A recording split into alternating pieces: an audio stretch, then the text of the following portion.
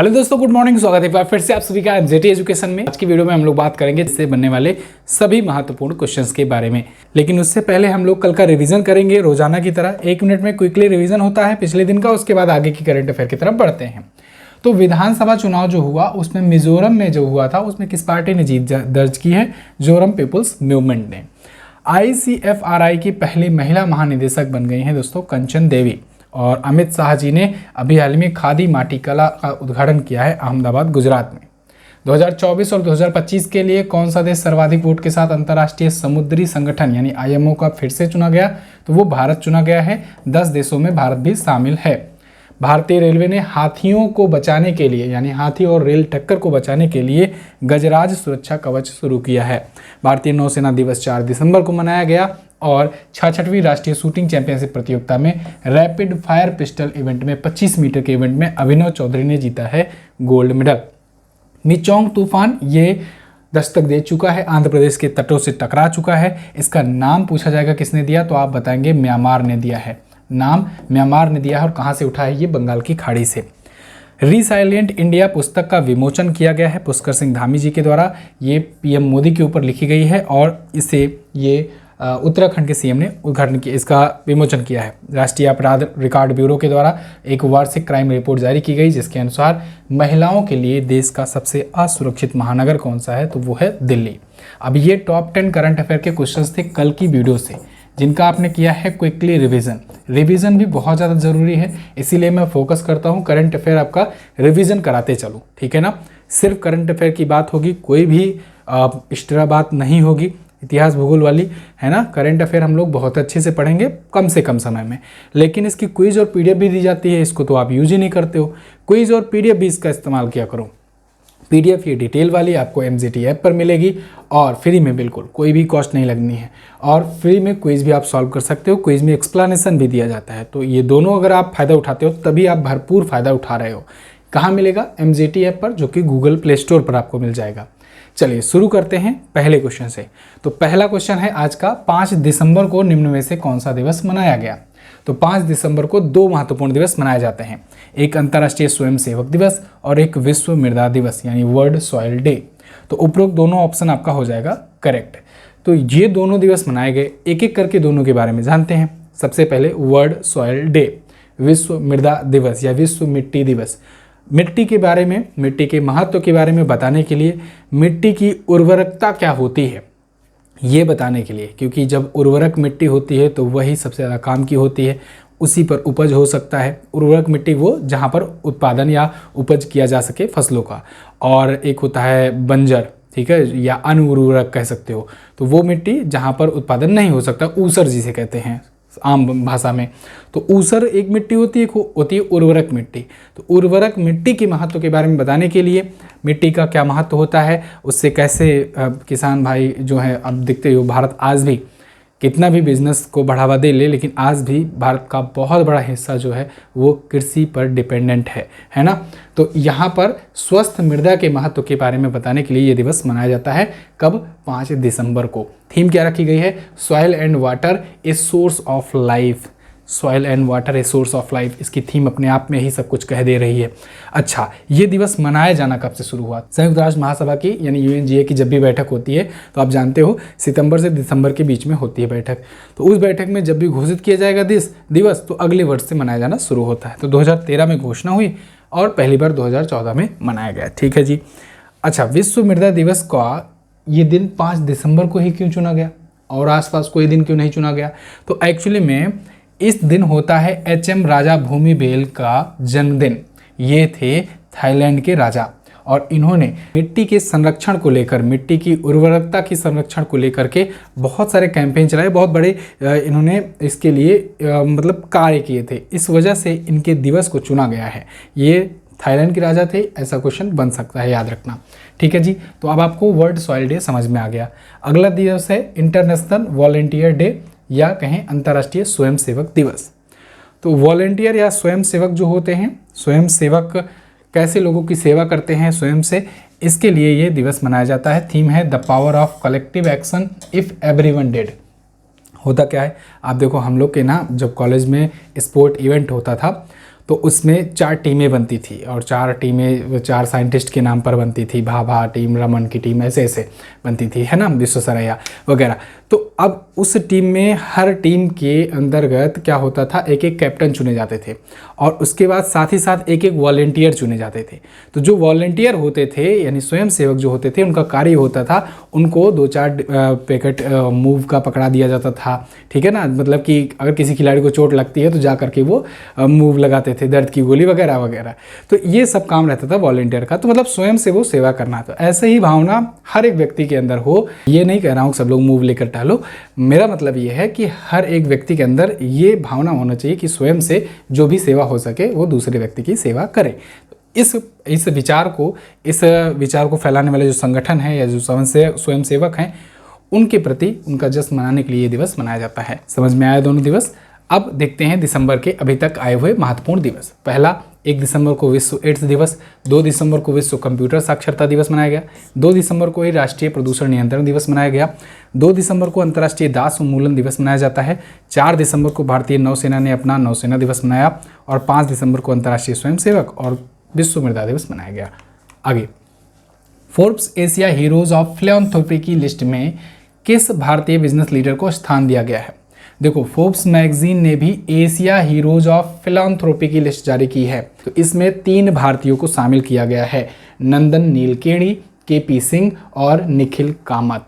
नंदन नीलकेणी इन्फोसिस के को फाउंडर हैं। इन्फोसिस के फाउंडर कौन है ये तो आपको पता ही होगा, अच्छे से नहीं पता है तो ये जान लो। ब्रिटेन के प्रधानमंत्री है ना ऋषि सुनक, उनके ससुर जी ये लगते हैं। अच्छा, उनकी जो पत्नी हैं अक्षता मूर्ति, उनके पिता हैं, अब तो नाम तो याद आ गया होगा सरनेम से, मूर्ति से, नारायण मूर्ति, जिनके बयान को लेकर के अभी बीच में काफ़ी ये सुर्खियों में भी आए थे। ये सुधा मूर्ति के हस्बैंड नारायण मूर्ति, सुधा मूर्ति बहुत बड़ी लेखक में हैं, अभी ये अवार्ड भी पाई थी। कमेंट बॉक्स में बताओ किस पद के लिए पहली महिला अवार्ड पाई थी ये। केपी सिंह की बात करें अगर तो ये डीएलएफ के ये मानद चेयरमैन हैं, ठीक है, चेयरमैन एमिरेटिस। और निखिल कामत जो है ये जेरोदा के फाउंडर और सीईओ हैं। यहाँ पर ये तीनों व्यक्ति आपको दिख रहे हैं। इन तीनों ने जो भी परोपकार किए हैं उन परोपकारों को लेकर के ये किया गया है, ठीक है ना, ये लिस्ट जारी की गई है। जैसे कि अगर बात करें नंदन नीलकेणी की, तो ये इन्फोसिस के को फाउंडर और अध्यक्ष हैं ही। इन्होंने जहाँ से पढ़ाई की थी आईआईटी बॉम्बे से, तो आईआईटी बॉम्बे में इन्होंने बहुत बड़ा योगदान दिया, बहुत बड़ा मतलब अपनी तरफ से डोनेशन दिया है, बहुत बड़ा। देखो क्या होता है ना, बहुत बड़ी बड़ी यूनिवर्सिटी जो होती हैं वहाँ से निकले हुए जो भी छात्र होते हैं आगे जब जिंदगी में बहुत बड़ा कुछ कर जाते हैं तो वो क्या करते हैं, अपने कॉलेज को देना चाहते हैं कुछ। सबके मन में ये विचार रहता है तो कि अपने कॉलेज में जहाँ से वो पढ़कर निकले वहाँ के लिए कुछ ऐसा करें जिससे और अच्छे से बन पाए और सभी स्टूडेंट उनके जैसे निकल पाए। तो हर एक कोई सोचता है, इन्होंने ना सिर्फ सोचा बल्कि किया भी। बिलियंस ऑफ डॉलर इन्होंने यहाँ पर डोनेट किया है आईआईटी बॉम्बे में। तो ऐसे ऐसे ये तीनों ने कुछ ना कुछ काम किए हैं, इसकी वजह से ये एशिया हीरोज ऑफ फिलैंथ्रोपी की लिस्ट में आज शामिल हुए हैं। 3 ही भारतीय इसमें शामिल हैं, फोर्ब्स के द्वारा ये लिस्ट जारी की गई है। अच्छा जी, 17वां इसका संस्करण था, 3 भारतीय शामिल। एक लिस्ट आपको जरूर याद आ रहा होगा, हुरून इंडिया का। हुरून इंडिया जो है ना, इसके द्वारा क्या किया गया था, हुरून इंडिया के द्वारा अभी भारतीय फिलैंथ्रोपिस्ट की लिस्ट जारी की गई थी। इसमें शिव नादर जो हैं, शिव नादर जो कि रोशनी नादर मल्होत्रा जो वर्तमान में HCL की चेयरपर्सन हैं, उनके पिताजी ही लगते हैं। तो इन्होंने ही वो HCL कंपनी खड़ी की थी। HCL company Hindustan computers limited की ये फाउंडर है ना। तो शिव नादर जो हैं ये टॉप पर रहे थे, इन्होंने ऑन एन एवरेज 20 करोड़ रुपए पर डे डोनेट किया है। फिलहाल यहाँ पर और भी इंपॉर्टेंट फैक्ट जान लो, इन्होंने ये भी बताया सबसे ज़्यादा कमाई करने वाले खिलाड़ियों की लिस्ट भी जारी की है। इसमें टॉप 3 खिलाड़ियों में क्रिस्टियानो रोनाल्डो जो है ये टॉप पर हैं, लियोनल मेसी सेकंड पर और केलियन एम्बापे ये 120 मिलियन के साथ तीसरे स्थान पर हैं। ये तीनों ही फुटबॉलर हैं, ठीक है ना, तीनों ही फुटबॉलर हैं। रोनाल्डो ये पुर्तगाल के, ये अर्जेंटीना के और ये है फ्रांस के। और 2023 की 100 सबसे सफल महिलाओं की लिस्ट में अगर बात किया जाए टॉप 3, तो इसमें Diana Hendrix, Judy Love family और जूडी फाल्कनर हैं। ये एक्स्ट्रा जानकारियाँ हैं, सब रख लो, बहुत काम की चीज़ है। आगे, हाल ही में किस देश ने वित्तीय जोखिम से बचने के लिए एक प्रांत एक नीति योजना बनाई है? ये चाइना ने शुरू किया है और चाइना ने इससे ये समझ लो एक प्रकार से इंडिया से ही, इंडिया में खास करके कहें यूपी से, अपने यूपी योगी जी से ये इंस्पायर हो गए हैं और इन्होंने कहा है कि हम 1 प्रोविंस 1 पॉलिसी लॉन्च करेंगे। जैसे अपने देश में क्या है ना, राज्य हैं, ऐसे ही पहले प्रांत भी थे, जैसे आप सुनते भी थे ना, यूनाइटेड प्रोविंस नाम था उत्तर प्रदेश का, मध्य प्रदेश का नाम मध्य प्रांत था, ऐसे ऐसे सब प्रांत में विभाजित थे। आज भी पाकिस्तान में प्रांत है, आप सुनते हो ना, सिंध प्रांत, और उसके बाद अलग अलग प्रांत, बलूचिस्तान वगैरह सुनते हो। ऐसे ही चाइना में भी प्रांत हैं। यहाँ पर चाइना क्या चाह रहा है कि उसका वन प्रोविंस वन प्लान हो, मतलब कि उसके एक प्रांत के लिए एक विशेष उसकी पॉलिसी हो, दूसरे प्रांत के लिए दूसरी उसकी विशेष पॉलिसी है। आपको शुरुआत में मैंने क्यों बताया कि ये योगी जी से इंस्पायर हो रहे हैं। योगी जी या कहें उत्तर प्रदेश के सीएम ने यूपी में ओडीओपी योजना शुरू की है। अगर आप ध्यान से इसको सुने होंगे, जरूर सुने होंगे, बहुत कॉमन योजना, बहुत ही प्रचलित योजना है।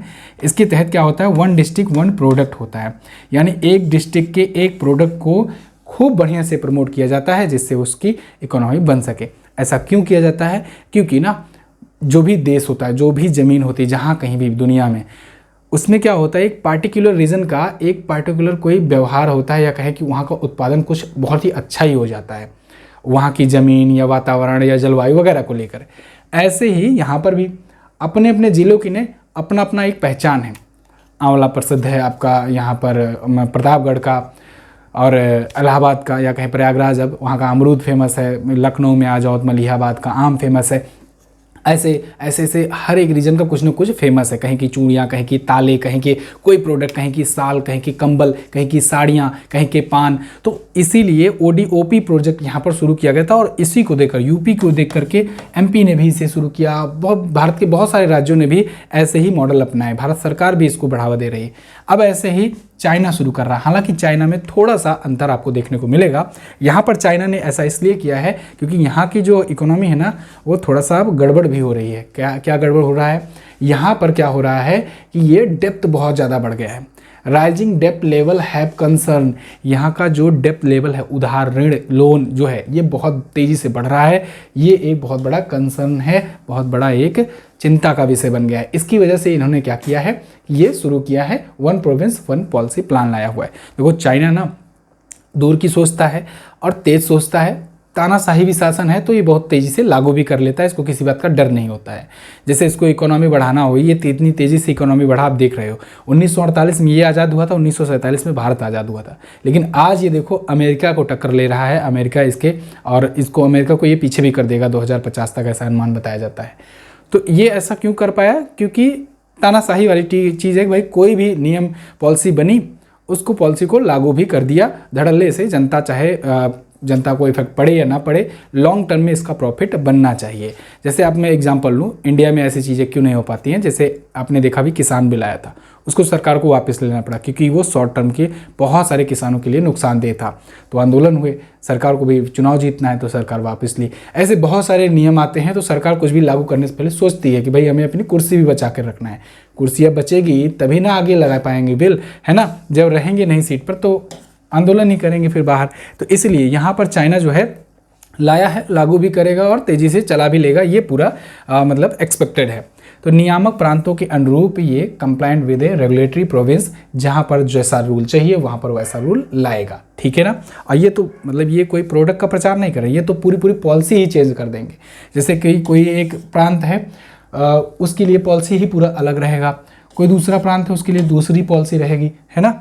चलिए, चाइना को अगर आप देखना चाहोगे तो वर्ल्ड मैप में आप देखोगे ये रहा अपना प्यारा भारत, यहीं से ऊपर ही आपको दिख जाएगा चाइना। चाइना देखो लैंड के हिसाब से देखोगे ना, बहुत बड़ा देश है, ये बहुत बड़ा देश है चाइना, छोटा मोटा नहीं है। लेकिन इतनी ज़्यादा पॉपुलेशन यहाँ पर नहीं रहती है कि सभी जगहों पर पूरा पॉपुलेशन नहीं। यहाँ पर ये जो एरिया है ना बहुत बड़ा, यहाँ पर रेगिस्तान भी है, गोबी रेगिस्तान है, डिजर्ट जो मंगोलिया और चाइना में ऊपर फैला हुआ है। और बाकी यहाँ पर पॉपुलेशन रहती है, इधर साइड कोने कोने रहती है। लेकिन और भारत से बाद ये दूसरी सबसे ज़्यादा जनसंख्या वाला देश तो है ही। शी जिनपिंग जो है इसके राष्ट्रपति हैं और यहाँ पर इसकी राजधानी जो है वो बीजिंग है, जो कि यहाँ पर आपको देखने को मिल जाएगी, ठीक है।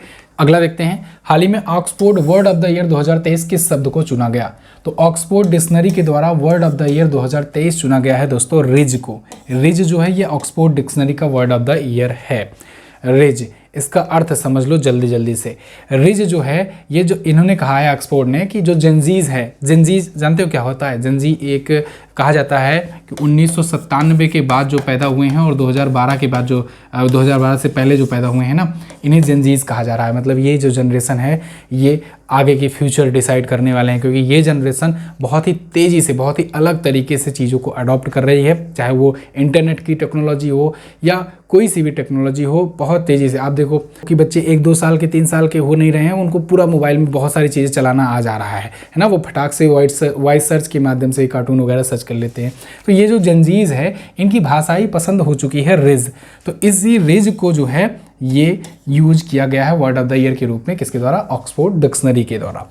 ऑक्सफोर्ड डिक्शनरी हो, कॉलिंस हो, कैम्ब्रिज हो, मरियम वेबस्टर हो, सभी लोग अपना वर्ड ऑफ द ईयर जारी करते हैं कि साल भर क्या बहुत अच्छे से ट्रेंड में रहा, उसको लेकर एक एक वर्ड डिसाइड करते हैं। जैसा कि पिछले कुछ दिनों में मैंने आपको बाकी डिक्शनरीज के बारे में बताया, अभी फिर से रिवीजन करवाऊंगा।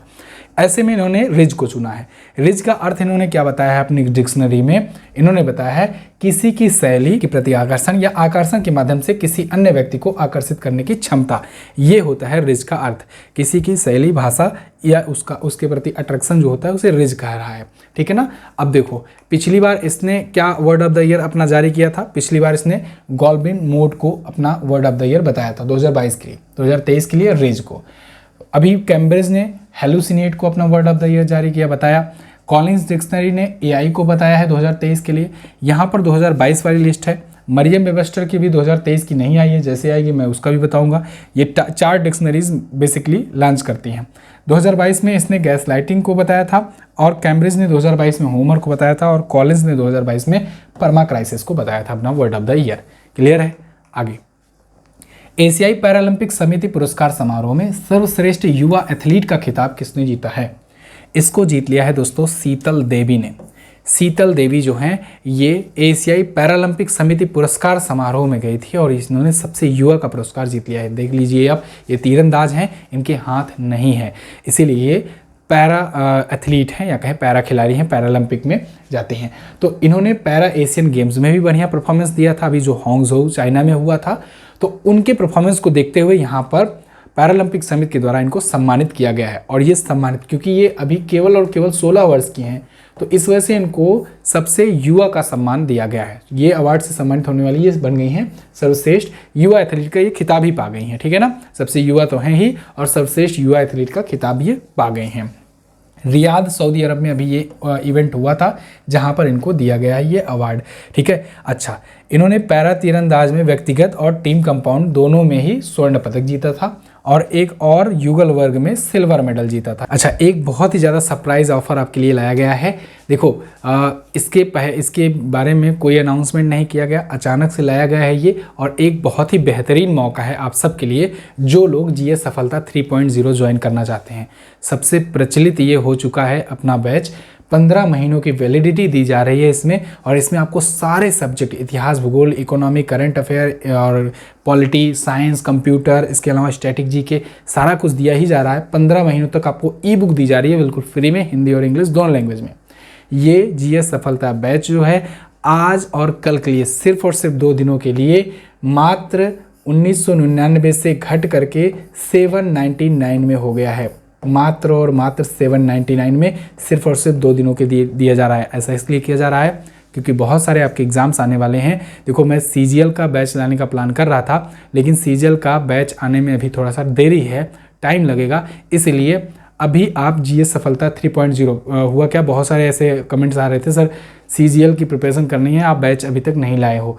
तो देखो, मेरा ये मानना है कोई फालतू में किसी को बेवकूफ़ ना बनाया जाए। अगर मैं उसको लाने के लिए अभी क्लास कैपेबल नहीं हूँ तो उसको अभी ना लाऊं, क्योंकि क्लासेज ऑलरेडी बहुत ज़्यादा हो जा रही हैं। यहाँ पर 2 क्लास चल रही है, जीएस सफलता में भी अभी कुछ चीज़ें जो 2.0 उसमें भी कुछ क्लासेज अभी बाकी हैं, उसमें भी कराना है, तो एक्स्ट्रा लोड बढ़ जा रहा है। तो इसके लिए मैं ये सोच रहा हूँ कि पहले इसमें ही आपका एडमिशन करा दूँ, और ये भी काम करेगा उसमें सीजीएल में, कोई दिक्कत वाली बात नहीं। बस इसमें है सीजीएल में क्या है कि कुछ एसएससी स्पेशल टाइप के क्वेश्चंस पूछता है, वो मैं कोशिश करूँगा इसमें कवर करा दूँ। तो जितने लोग सीजीएल की तैयारी कर कर रहे हो वो भी ले सकते हो, और जिन्होंने नहीं लिया हुआ है उनके लिए भी एक सुनहरा ऑफर है, आप 799 में ही मात्र इसको ले सकते हैं, सिर्फ और सिर्फ 2 दिनों के भीतर भीतर, ठीक है ना। तो आपको जाना है MZT ऐप पर और इसे जा करके परचेज करना है। कोई भी डाउट है, कोई भी इशू आए तो ये रहा व्हाट्सएप का नंबर, इस पर व्हाट्सएप कीजिए और अधिक जानकारी लीजिए। इसके लिए आपको कूपन कोड डालना है MZT60, ध्यान रहे कैपिटल लेटर में without any space MZT60 coupon code use कीजिएगा, आपको मिलेगा 799 में GS सफलता 3.0 MZT ऐप पर सिर्फ और सिर्फ। चलिए आगे अगला देखते हैं। क्वेश्चन है 23वें विश्व कांग्रेस में ISSA विजन 0 2023 पुरस्कार किसने जीता है? तो ये पुरस्कार जीत लिया है दोस्तों ESIC ने। अब यहाँ पर शॉर्ट फॉर्म में है इसलिए आपको नहीं दिख रहा होगा, मतलब समझ नहीं आ रहा होगा। इसका मतलब होता है कर्मचारी राज्य बीमा निगम, यानी एम्प्लॉयज स्टेट इंश्योरेंस कॉरपोरेशन। इसने जीता है अभी 23वें विश्व कांग्रेस में ISSA विजन 0 पुरस्कार। अब ये पुरस्कार क्यों दिया गया है इसे, कर्मचारी राज्य बीमा निगम को? इसको दिया गया है कार्यस्थलों पर सुरक्षा, स्वास्थ्य और कल्याण को बढ़ाने में महत्वपूर्ण योगदान देने के लिए। मतलब इस संस्था के द्वारा, ये जो कर्मचारी राज्य बीमा निगम है, इसके द्वारा जो लोगों को ये सहूलियत दी जाती है जिससे वो अपने अपने फर्म्स में, अपने अपने कार्यस्थलों पर सुरक्षित महसूस कर सकें, उनको स्वास्थ्य का और कल्याणकारी लाभ भी मिल सके, क्योंकि उनकी इंश्योरेंस की जिम्मेदारी ये इन्होंने ले रखी है। तो ये जो अभूतपूर्व योगदान है इसके लिए इनको ये विजन 0 पुरस्कार दिया गया है, ठीक है जी।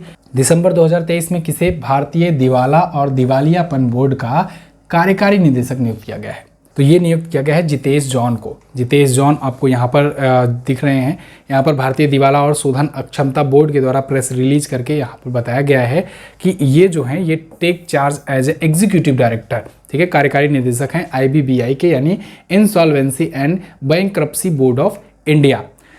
इंसॉल्वेंसी एंड बैंक्रप्सी क्या होता है? ये एक बोर्ड है, एक संस्थान है, समझ लो इंस्टीट्यूट है, जिसके अंदर क्या होता है कि जो लोग दिवाला हो जाते हैं, यानी बैंक्रप्सी मतलब क्या हुआ कि आपने बहुत सारा लोन ले लिया अपनी चाहे फर्म पर या अपने ऊपर या फिर अपने घर पर, खेत पर, जो भी, लेकिन आप उसको चुकाने में असमर्थ हैं, और इस प्रकार से असमर्थ हैं कि आपने जो लोन लिया हुआ है ना वो इतना बड़ा अमाउंट है कि आपका प्रॉपर्टी जो है इसको भी अगर सीज कर लिया जाए फिर भी वो कंप्लीट नहीं हो पा रहा है।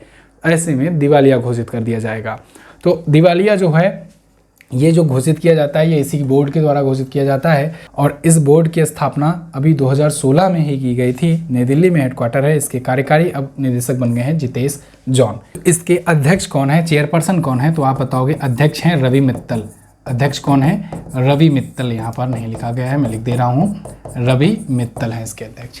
आगे हाल ही में GRSI ने यानी कि garden reach ship builders and engineers limited ने भारतीय नौसेना को किस नाम से भारत का अब तक का सबसे बड़ा सर्वेक्षण पोत सौंपा है? तो दोस्तों अभी हाल ही में यहाँ पर ये रहेगा, तो अभी हाल ही में भारतीय नौसेना को सबसे बड़ा, अब तक का सबसे बड़ा सर्वेक्षण पोत सौंपा है INS संधायक के नाम से। Garden reach ship builders and engineers limited, नाम तो आपने ज़रूर ही सुना होगा क्योंकि ये जहाज़ वगैरह को, शिप वगैरह को बनाती है। तो इसके द्वारा अभी हाल ही में एक और सर्वेक्षण पोत बनाया गया है। सर्वेक्षण पोत मतलब कि ये सर्वे करती है। जैसे मान लो ना कि कोई अपना शिप जा रहा है, कोई बहुत बड़ा कंटेनर लेकर के जा रहा है, माल लाद करके जा रहा है, तो ये आगे सर्वे करके बताती है कि रास्ता किधर से है, पहली चीज़। दूसरी चीज़, रास्ता साफ है, क्लियर है कि नहीं क्लियर है, क्योंकि भाई उतना बड़ा जहाज़ है, अगर उसको कोई हो गया तो फिर वो उसमें करोड़ों का और अरबों का माल हो सकता है, तो वो बहुत ज़्यादा दिक्कत में आ जाएगा। तो ये सर्वेक्षण पोत है, ये आगे सर्वेक्षण करता हुआ, सर्वे करते हुआ जाता हुआ है और मार्ग भी बताता है। तो ये डीप वाटर हाइड्रोग्राफिक सर्वे करता है। तो INS संधायक इसका नाम है। 110 मीटर की इसकी लंबाई है, जो कि अभी तक का जितना भी सर्वेयर जो भी जहाज़ था उसमें सबसे बड़ा है। इसका विस्थापन बताया जा रहा है लगभग 3400 टन का। विस्थापन मतलब कि जब ये जहाज उतारा जाता है पानी में तो कितना पानी वो विस्थापित कर रहा है, ठीक है ना। तो 3400 टन का ये विस्थापन करेगा। चलिए आगे देखते हैं। अभी इंडियन नेवी डे जब था ना 4 दिसंबर को, उसी दिन इसे लॉन्च किया गया। भारत की तीसरी महिला ग्रैंड मास्टर कौन बनी हैं? तो दोस्तों भारत की तीसरी महिला ग्रैंड मास्टर बन गई हैं वैशाली रमेश बाबू। वैशाली रमेश बाबू जो हैं ये रमेश बाबू प्रज्ञानंदन, आपने जरूर नाम सुना होगा क्योंकि उन्होंने मैग्नस कार्लसन को 2 बार हराया। तो उनकी ये बहन है और उनकी बड़ी बहन है ये, तो अब ये बन गई हैं ग्रैंड मास्टर। अब चूंकि ये महिला हैं तो ये तीसरी महिला ग्रैंड मास्टर है भारत की। दूसरी बात ये कि ये भाई बहन की जोड़ी जो है ना, दोनों ही ग्रैंड मास्टर है। ये भी एक अद्भुत रिकॉर्ड है इनके नाम। अभी तक ये तीसरी महिला ग्रैंड मास्टर है। तो दो पहले कौन थी? कोनेरू हम्पी थी और हरिका द्रोणावल्ली थी। तो दो के बाद ये तीसरी ग्रैंड मास्टर है। ग्रैंड मास्टर क्या होता है इसको समझो। यहाँ पर वैशाली रमेश बाबू को आप देख सकते हो। ग्रैंड मास्टर होता ये है कि चेस जो आप जानते हो ना, शतरंज के खेल में क्या होता है कि जब 2500 पॉइंट आपके हो जाते हैं, 2500 पॉइंट का स्कोर हो जाता है तो आपको ग्रैंड मास्टर बोला जाता है, यानी कि ग्रैंड मास्टर की एक उपाधि मिल जाती है। ऐसे भारत में टोटल 84 ग्रैंड मास्टर अब हो चुके हैं इनको लेकर के। 84वीं ग्रैंड मास्टर ये भी बनी है, यानी कि ये भारत की 84वीं है और साथ ही साथ तीसरी महिला है। अभी 83वें ग्रैंड मास्टर के बारे में मैंने आपको बताया था कि बने थे कौन? आदित्य सामंत बने थे, महाराष्ट्र के हैं आदित्य सामंत, वो बने थे 83वें ग्रैंड मास्टर। अच्छा, पहले ग्रैंड मास्टर कौन बने रहे होंगे? तो पहले ग्रैंड मास्टर भारत के हैं विश्वनाथन आनंद। अच्छा जी, विश्वनाथन आनंद कब बने थे? ये कब बने थे? 1988 में ये ग्रैंड मास्टर बने थे। और उसके बाद 1992 में जब शुरू किया गया राजीव गांधी खेल रत्न पुरस्कार, तो उसी टाइम पर सबसे पहला राजीव गांधी खेल रत्न इन्हीं को मिला, जिसका नाम अब बदल करके क्या कर दिया गया है? कमेंट बॉक्स में आप बताओगे, सब मैं ही थोड़ी ना बताऊंगा। अगर पूछा जाए सबसे युवा ग्रैंड मास्टर कौन है, तो सबसे युवा ग्रैंड मास्टर जो है, सबसे युवा ग्रैंड मास्टर अगर पूछा जाए तो आप बताओगे। इसमें दो बताओ सर, एक तो भारत का, इसमें एक तो विश्व का। तो अगर भारत का पूछा जाए तो आप बताओगे डी गुकेश, और अगर विश्व का पूछा जाए तब आप क्या बताओगे? तब आप बताओगे अभिनव मिश्रा। कहोगे नाम तो इंडियन लग रहा है तो विश्व का क्यों कह रहे हो? ये हैं भारतीय मूल के अमेरिकी। ठीक है, आगे बढ़ते हैं। हाल ही में COP28 में किस राज्य को वनीकरण प्रयासों के लिए अंतर्राष्ट्रीय सम्मान दिया गया? तो COP28 मीटिंग ये चल ही रही है यूएई में, ये तो बताया ही मैंने अभी कल या परसों में इसका क्वेश्चन लिया था और डिटेल में बात किया था इसके बारे में हम लोगों ने। यूएई में COP28 समिट चल रही है, बहुत बड़ी ये समिट है कॉन्फ्रेंस ऑफ पार्टीज की। तो ये अभी 12 दिसंबर तक चलेगी, 30 नवंबर से शुरू हुई है। यहाँ पर अभी एक भारतीय राज्य को वनीकरण प्रयासों के लिए दिया गया है सम्मान। ये राज्य है बिहार। जिया हो बिहार के लाला। ये वनीकरण प्रयासों, वनीकरण क्या है? मतलब फॉरेस्ट को, वनों को बढ़ावा देना। यहाँ पर वनीकरण आवरण बढ़ा है, वनाच्छादन जिसे कहते हैं। तो यहाँ पर राज्य में हरित आवरण बताया जा रहा है। 2019 में 9.9% था, जो 2021 तक बढ़कर के 14.75% हो गया। अब आप कहोगे COP28 का वनों से क्या मतलब है, ये इनको क्यों दे रहे हैं सम्मान? एक्चुअली में ये COP28 जो समिट है ना, ये क्लाइमेट चेंजेस को लेकर होता है। तो क्लाइमेट चेंजेस को बचाने के लिए, जो जलवायु परिवर्तन हो रहे हैं, ग्लोबल वार्मिंग की समस्या आ रही है, उसको बचाने के लिए कौन कौन दुनिया में इवेंट या ऑर्गेनाइजेशन या राज्य, स्टेट, देश क्या क्या कर रहे हैं, सबको ये ट्रैक कर रहा है। और कौन कौन अच्छा कर रहा है उसको ये अवार्ड दे रहे हैं। तो अच्छा किया बिहार ने, इसलिए बिहार पाया अवार्ड। बिहार ने क्या किया? बिहार ने जल जीवन हरियाली अभियान चलाया था। तो इसके जल जीवन हरियाली अभियान के माध्यम से बहुत बड़ा एक वृक्षारोपण भी हुआ था। ये 2012-13 में हुआ था। 381.008 मिलियन वृक्षारोपण किया गया तब से अभी तक, और इसी का नतीजा रहा कि 14.75% वन आच्छादन हो गया है।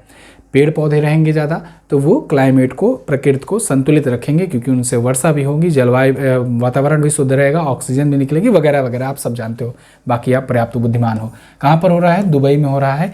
आगे बढ़ते हैं। बिहार आया है तो बिहार के बारे में जान लेंगे। बिहार आप देखोगे यहाँ पर है, उत्तर प्रदेश के पड़ोस में है बिहार। बिहार से ही अलग हुआ था झारखंड। कब अलग हुआ था? तो यह आप बताओगे 15 नवंबर को अलग हुआ था। क्यों जी 15 नवंबर क्यों? बिरसा मुंडा जी की जयंती होती है, ठीक है ना।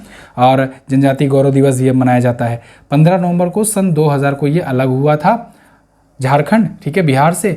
बिहार जो है ये बंगाल से खुद अलग हुआ था। बिहार बंगाल का मतलब विभाजन हुआ था कब? 36 में 1900, ठीक है ना। बंगाल, बिहार, उड़ीसा अलग हुए थे। तो ये अपना बॉर्डर बंगाल से, झारखंड से और उत्तर प्रदेश शेयर करता है, ऊपर नेपाल से शेयर करता है। यहाँ की राजधानी आपको मिल जाएगी पटना। नीतीश कुमार यहाँ पर 8 बार से सीएम हैं। राजेंद्र विश्वनाथ अर्लेकर यहाँ के गवर्नर हैं। यहाँ पर वाल्मीकि नेशनल पार्क बहुत ही ज़्यादा फेमस है। भीम बंधु अभ्यारण्य, राजगीर अभ्यारण्य ये भी है। कैमूर अभ्यारण्य, इसको भी याद रखिएगा, ये जो है ये अभी चर्चे में भी आया था। जाट जटिन डांस, झुमरी डांस, यहाँ पर क्योंकि टाइगर रिजर्व बनाया जाएगा शायद। बोध गया, वैशाली, नालंदा विश्वविद्यालय जो है ये चर्चित स्थल हैं। 38 जिले हैं, 243 यहाँ पर विधानसभा की सीटें हैं, 40 लोकसभा से सीटें जाती हैं और 16 राज्यसभा से यहाँ पर सीटें जाती हैं। ये थे टॉप 10 करंट अफेयर के क्वेश्चन। आई होप आपको वीडियो समझ में आई होगी।